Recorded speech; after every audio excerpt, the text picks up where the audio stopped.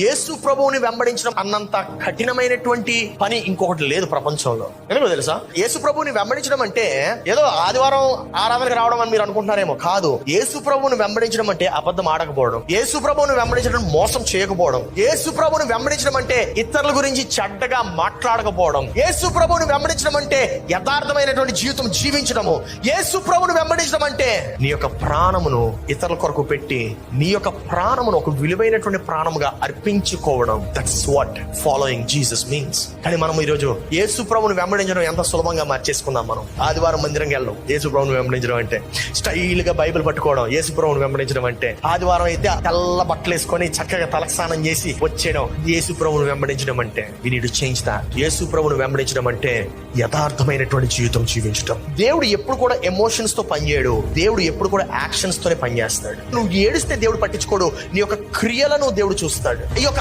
ఆరాధనకు ఎలా వస్తున్నావో చూడడు, నువ్వు ఎలా తిరిగి వెళ్తున్నావో చూస్తాడు. నువ్వు తిరిగి వెళ్ళిన తర్వాత నువ్వు ఏమైనా నిర్ణయం తీసుకుంటే ఆ యొక్క నిర్ణయానికి కట్టుబడి ఉంటున్నావా లేదో చూస్తాడు. అబ్రహాము నేను చేస్తాను ప్రభు అని చెప్పలా, ఆయన లేచి వెళ్ళాడు. అందుకే దేవుడు అబ్రహామును దీవించాడు. మనం ఏమి యాక్షన్ తీసుకోవాలనుకోము. మార్పు లేకపోతే ఎలాగా? ఎందుకు ఆ జీవితం ఎందుకు మనకు వస్తుంది?